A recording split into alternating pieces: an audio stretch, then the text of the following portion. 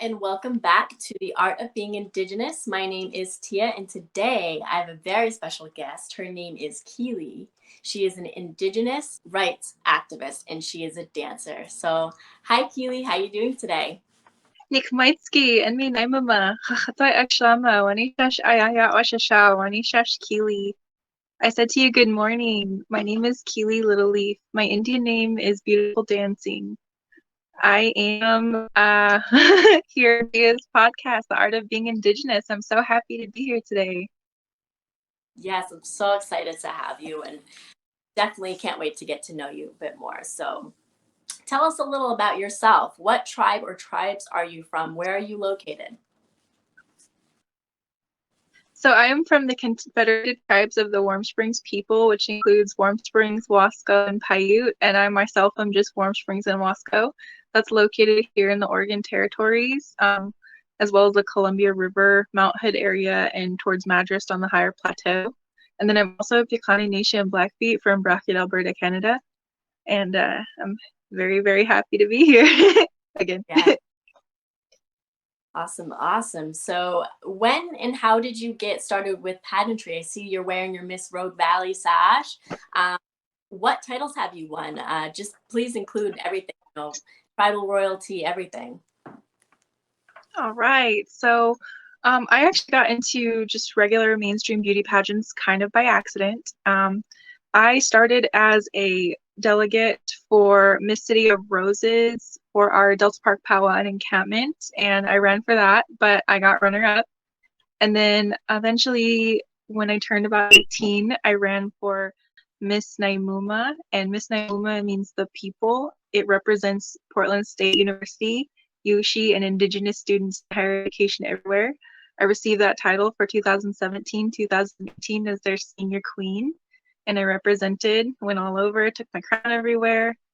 And then I wanted to do something else later on, and for adults, there's not many Indigenous titles. And someone was like, you have a great smile. Why don't you try to do beauty pageants? And the Miss Petite USA system actually offered me a state title for Nevada, but I turned it down due to my auntie's passing away the week prior. I just didn't feel ready or feel prepared. So I took a little bit of time, and then I was actually referred to the Miss USA pageant system or Miss Oregon USA pageant system, and I applied, and I received the Miss Rogue Valley USA title to represent kind of the few cities that I bounced back and forth in, including like Ashland, Medford, White City, Talent. Pretty much Rogue Valley covers everything from, I want to say, Roseburg down. So, and they gave me that title, and then I enjoyed running for Miss Oregon USA. I didn't win, but that's okay. I had a great time. I met some phenomenal ladies, learned so much, really perfected the skill of runway and, more high fashion modeling.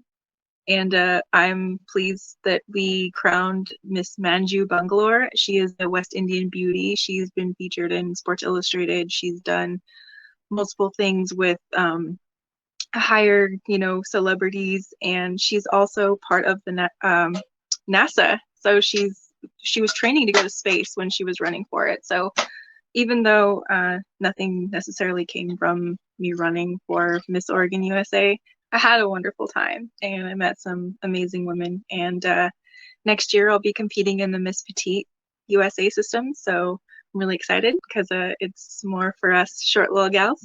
So Yes, awesome. I am so happy to hear that, because I was hoping, I said, I hope she continues with this. I think she's a wonderful candidate.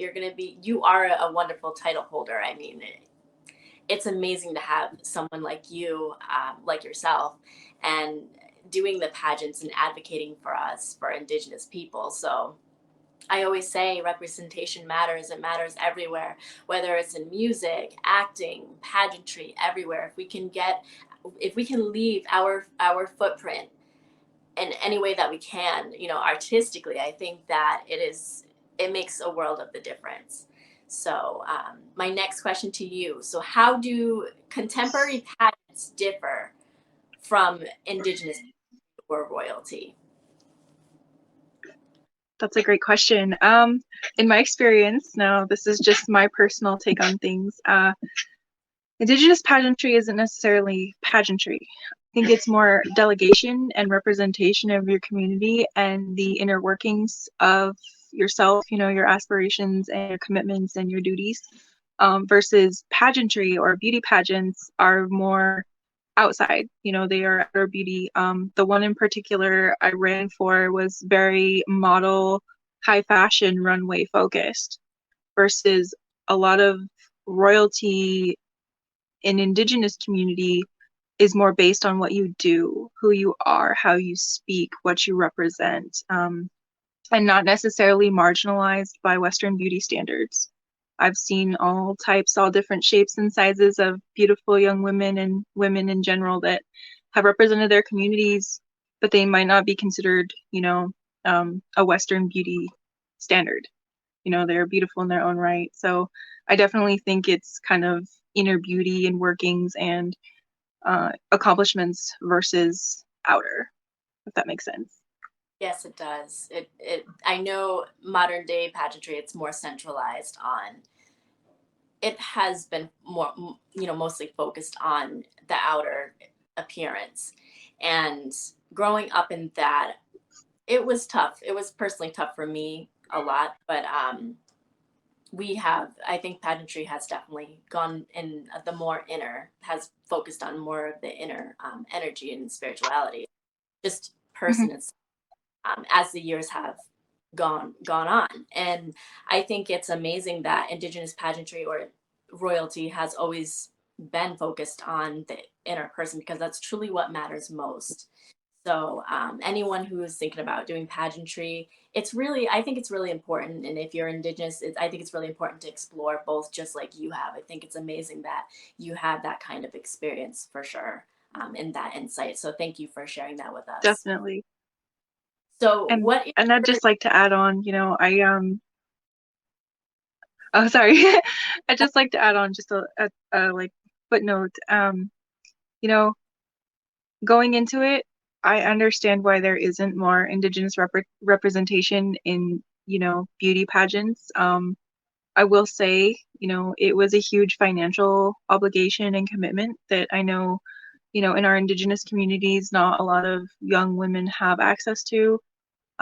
It's definitely something that you need to be well prepared for and, be confident in yourself. So, I was really lucky enough to have my community and my supporters stand by and sponsor and do a lot of these wonderful things for me to make it possible. So I do understand why there isn't more Indigenous representation, but I also know it's vital that there is. Oregon is based on Indigenous land. There's actually 9 federally recognized tribes and then 15 unrecognized tribes. And me, out of 30 women, was the only Indigenous person in it. So I definitely think the representation is vital and key to going forward and showcasing our beauty as Indian women. which is why I am so I just excited wanted to add that. to compete in the petite system. I think that is a really amazing system, and just to see you go into that, and I just know you're going to do well. I have no doubts. I know you're going to do well. So I'm excited to see your journey in that. And after, when we're done, we'll go ahead and share your social media so other people can follow your journey with that, as soon as you get started. I know you mentioned that's coming in 2023 at some point. So yeah, so I'm really excited for that. So, what is your style of dance? And at what age did you start dancing? Ooh, so I am a women's jingle contemporary jingle dress dancer in junior women's, so that's 18 to 35, and I'm in contemporary jingle dress, so that's the flashy, awesome, upbeat style where we're tippy-toeing. And I didn't necessarily have like a linear upbringing to jingle dress dancing or to powwow dancing in general, and I do all 3 styles. But jingle dress dancing is my passion, and I dabbled in it as a child, I loved it, but I didn't necessarily like understand it. And I was, I want to say trying to get back into it, trying to reconnect in my adolescence and in my youth. And I just started to fall in love with it as I got back into it, and just continued my journey through that. I pushed really hard and wanted to learn everything I possibly could and take it really serious. And I took off in my teens. I danced right up into women's, and for some reason, I just loved it and kept it going. So yeah. Yes, the jingle dress dance, it's just so special. I mean, it's the healing dance. So, I mean, I feel like it's not something that just anybody can do. You know what I mean? It's something that where if you're dancing jingle, you're out there, you're healing people, you have that intention of healing your, not only yourself, but everyone else. So I think that the jingle dress I've always loved. I do it. That's not my main thing. I do fancy, but I can, relate to the jingle dress, and I absolutely love that you can do it so well. You do it very beautifully. Who's your favorite dancer, or like who inspired you to dance? What made you feel like dancing? Wow, that would be hard to narrow down. I have a few, so pretty okay. So to start off with, every jingle dress dancer ever. Let's just start there.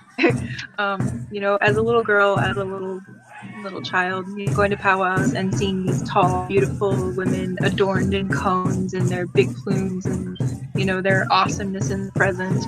I looked up to them and I was like, I'd be like that.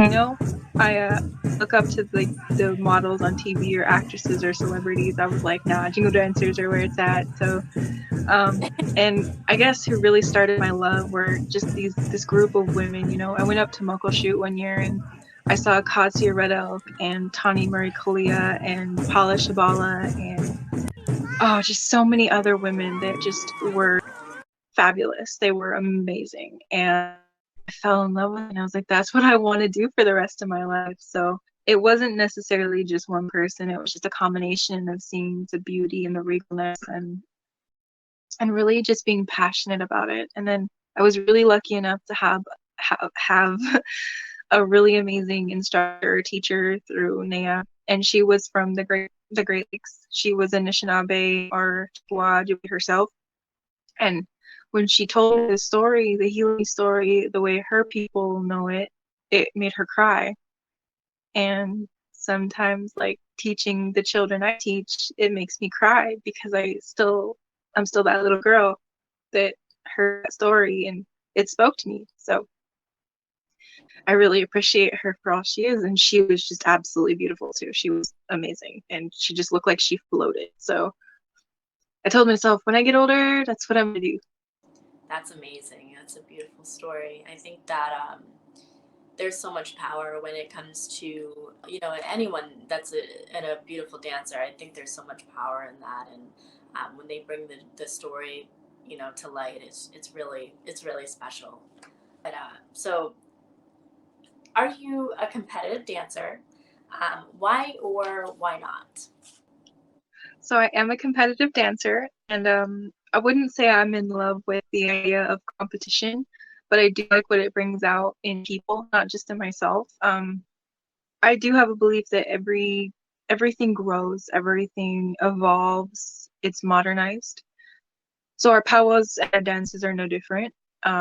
It can bring the best out in people. I mean, it also has a bad side, just like everything. It really can, help progress and move forward. Dancing, there's purists, I would say. There's people that really don't like new, don't like contemporary, they don't like extra moves, and then there are people that love it and live for it. And me being one of them, I love it, I live for it. There's this amazing Canadian dancer, her name is AJ Douglas, and she has these just awesome, amazing moves that just make you feel really good, and they make you happy, or at least they make me happy. And she is the ultimate contemporary goddess. So that portion of competition can bring out the best in people.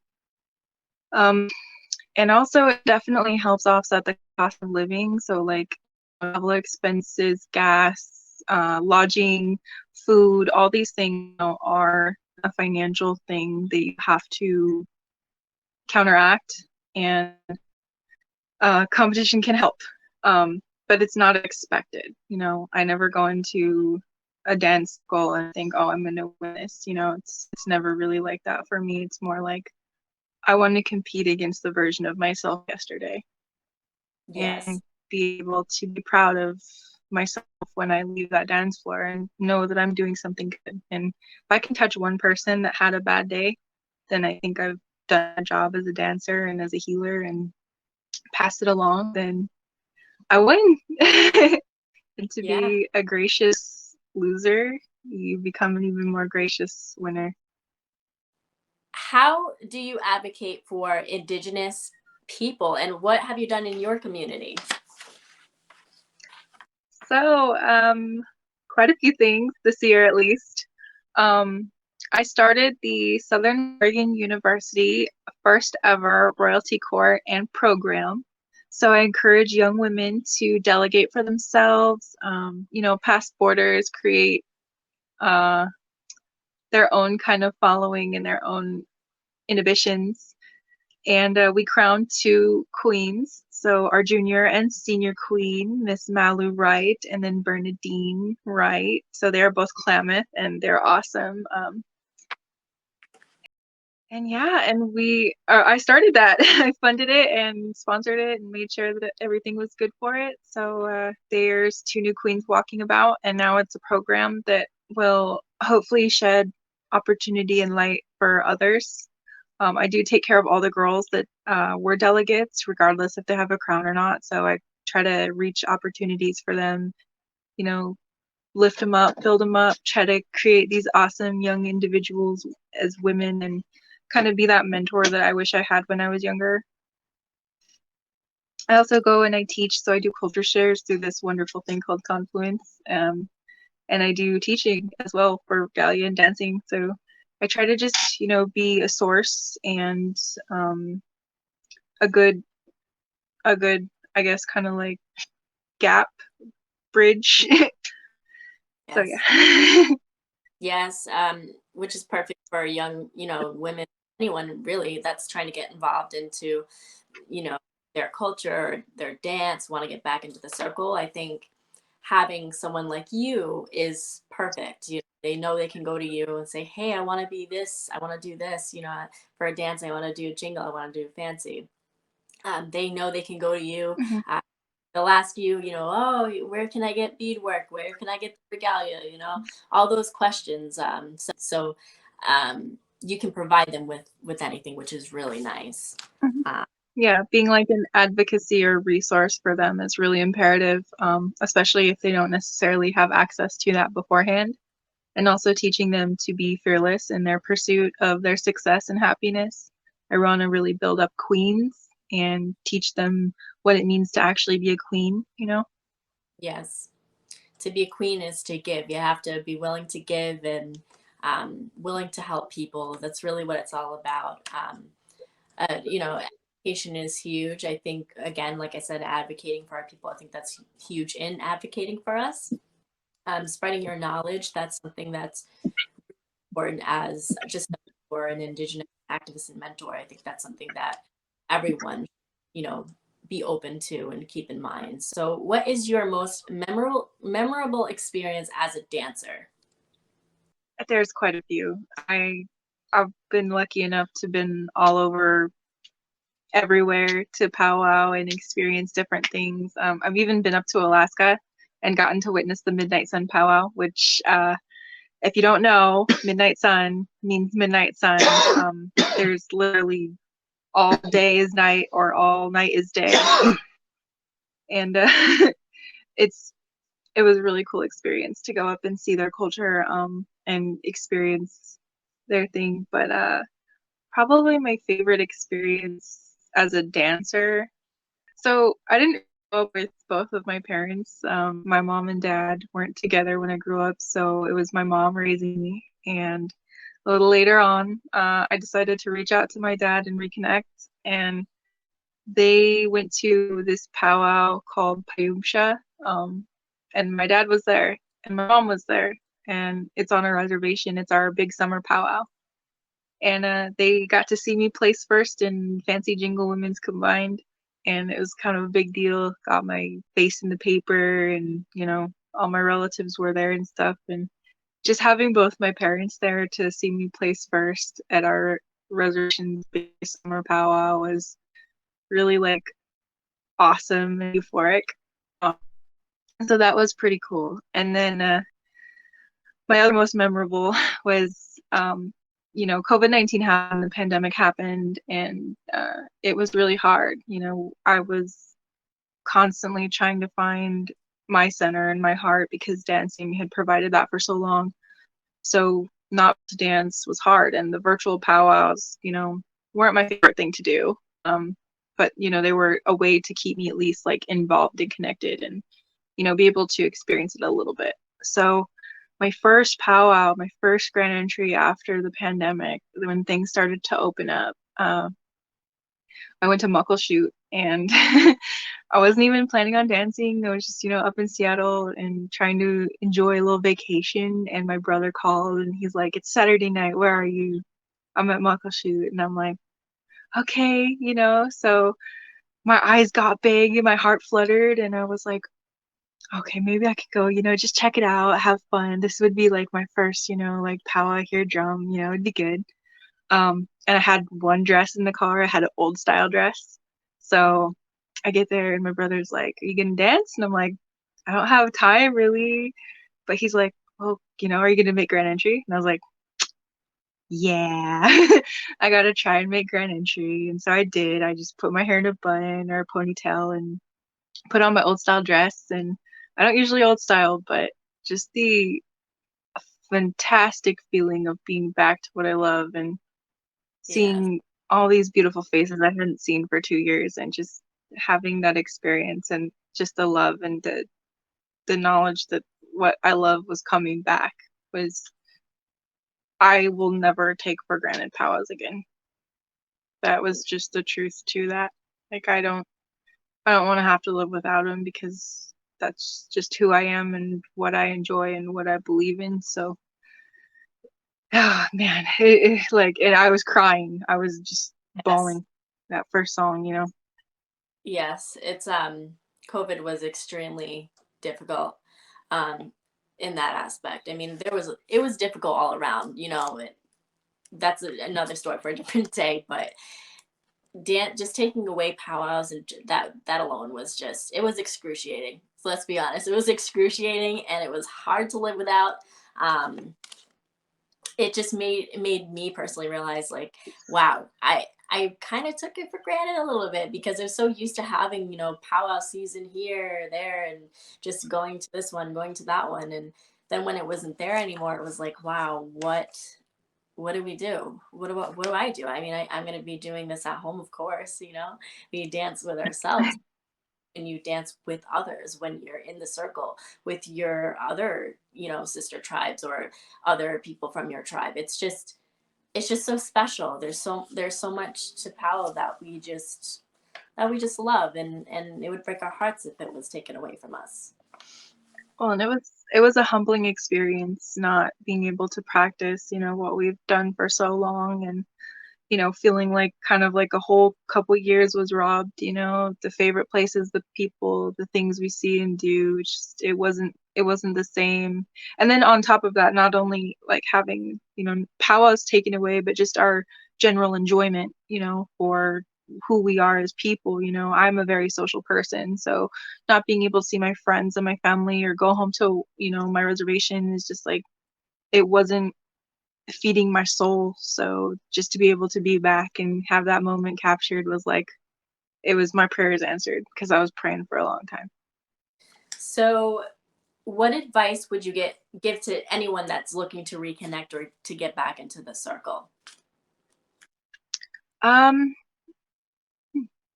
I would definitely say to anybody looking to reconnect, definitely seek the knowledge as not only like a gift to yourself, but just something that you can hold on to, so that in times of, question or bullying or lateral oppression, you know your stuff. You feel confident in yourself and your abilities. And also having that knowledge from elders, community members, teachers, people that are willing to, give you this knowledge is really a gift and a blessing. I know a lot of kids and people in general are, not in communication with people that have that knowledge or that access to the knowledge. So whether it be language or dance or teachings or culture, just earn that knowledge. Go out and find it and seek it. Get your knowledge from a credible source and treat it as a gift, because I know a lot of people out there don't have access. They don't have, individuals like myself who can reach out to you to be able to access this knowledge. So anything that they tell you, understand that it is imperative and important, and it is a gift among all else. I would also tell them, try to forgive the people that tell you no or say bad things to you or bully you or try to laterally oppress you in your journey, whatever that journey may be. Try to forgive them, because they're probably struggling with their own traumas and their own issues and pain. So to be understanding and to be in the knowledge that these people are acting out in this way towards you, probably not even because of you, probably because of something they're lacking in themselves or they're trying to find. I know myself, I've personally been bullied and harassed and said everything in the book too, but I still don't hold it against those people. I actually thank them because they've given me challenges and things to arise to and look in the face of adversity, and say, hey, I'm still happy with who I am and what I do. And be fearless in your pursuit of happiness and success, and don't hold back, because you don't know what your potential or what you can do or be. Absolutely. It is so important to not let other people define your journey when it comes to reconnecting. I think everyone has that right, no matter, what demographic situation you're in, or, what you look like, regardless of anything. I think that everyone should really just connect if you can. If you have elders that you can reach out to them. It's really important to get that, just like you said earlier. I know you mentioned getting a credible source. Get the credible source. Get someone who knows, who has been involved, or someone who has been dancing, and really ask them, and be honest. Say, hey, I want to reconnect. I'm looking to be, a jingle dress dancer or a fancy shawl dancer. Find your favorite dancer maybe, and ask them, and reach out to them, and see how you can get started. I think the circle is a space for everyone. And it really doesn't matter exactly, what you look like. I just, again, that's for everyone. So definitely follow our advice, follow Keely's advice. Where do you see yourself in 5 years? 5 years, that's a long time. Yeah. I definitely hope to have a few more powwows under my belt. I'm looking into more fashion forward things. So I actually just got done modeling for 𝘋𝘢𝘳𝘭 and the NSO Entertainment's Indigenous fashion show up in Washington. I have more invitations to runway and modeling opportunities. I'll be doing my classes and my culture shares continuously. I'll still be running and founding and continuing to support my Southern Oregon University Royalty Court and program. And I hope to have even more endeavors go on, who knows. I hope to just be successful in whatever I do and I decide to pursue. And considering I am decided and undecided at the same time, I could go this way or I could go that way. It's interesting how life works. I'm a commercial vault teller at US Bank right now, so I actually do a lot of bigger money handling. And that's one road, but then also there's the arts and modeling and, the fashion and the Miss Petite that I have to look forward to. So we'll see, maybe kids, maybe not, but regardless, I want to be the best mentor, big sister, auntie, friend I can possibly be to my community members and my family. So I really hope that good things are on the horizon, and I hope good things are on the horizon for everybody else too, because I'm rooting for you.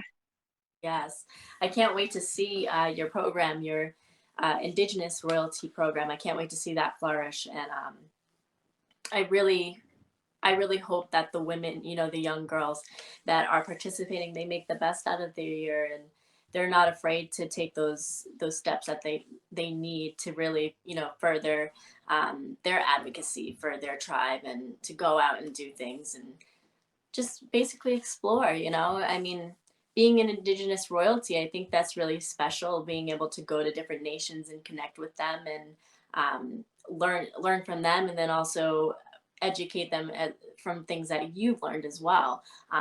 And I just think that that's really important to do. So yeah, I definitely and I also wish you the best of luck for your endeavors in Miss Petite USA. I think that again, you're going to be an amazing queen, and I think that you definitely have the ability to be Miss Petite USA. I mean, what is not to love about you? You're beautiful inside and out. So I think that I would love to see that just happen. So, what do you hope to see in our future generations? A lot of self-love, a lot of healing, a lot of, our generational trauma coming to an end, and us starting to really build and dignify ourselves as Indigenous people, not only for the North American Indigenous, but for worldwide. I really hope our 7 generations take into consideration the wonderful resources that we do have, natural and unnatural, our lands, our people, our language. I hope they all can come to, harmony of existing and having resilience, and not necessarily having to have resilience as a necessity, but more as a way to look at life. And also just, I hope for good for everybody, for the next 7 generations. I feel almost guilty sometimes because my generation takes a lot for granted, and we don't always consider that the last 7 generations really sacrificed and really took the time to make sure that we were able to be here. So I want to be a different ancestor than I think what some of us are going to be ending up as. I want to make a difference, and I hope that our people and just on a world level can harmonize and do good things, do great things. Yes, I think it's really important to get rid of, just like you said, that generational trauma. I think that it's affecting this world, all kinds of different populations. I mean, it doesn't matter your status; you can be dealing with a lot. And I think as Indigenous people, I would like to see, personally, I would like to see some stronger relations between our own, not only our own Indigenous communities, but stronger relations with non-Indigenous communities and Indigenous communities. I want to start seeing some more understanding between each other. I would like to see other people know and understand our culture, because there's just so much missing information when it comes to basics, like basic things such as like Thanksgiving. People have been completely misinformed about that. Just the way that we do things, the way that we live, the way that we dress, just everything. I mean, none of that has been taught in the school system. So I think it's really important to get our knowledge out there. And I also would like to see I'd like to see some of our knowledge actually being put to. So just basic healing practices, just basic thing like, medicine for our own well-being, our mental health, like things that we use to raise our youth and to help our elders. I think that those should be applied to, contemporary, modern day life, or, you know what I mean? So I think that's just something that I would like to see in our future generations as well. How can we follow you? How can we keep up with you? What's your social media handles? So I keep it super, super simple. I'm an old soul, so social media escapes me. I do have a Facebook, and my Facebook is just Keeli, Nehani, Littleleaf, Kotchik. I'm the only one, so if you want to follow me, awesome. If you don't, you'll see me out there sometime doing what I do. I wish everybody the best.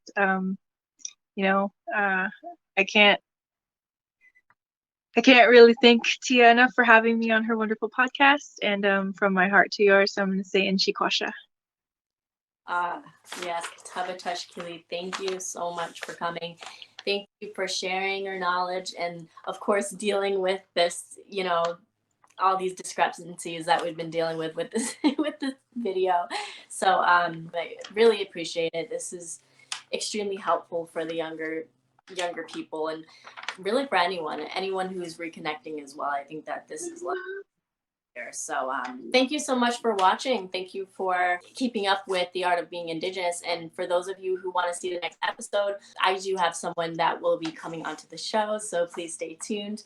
But thank you so much for watching, and thank you, Keeli.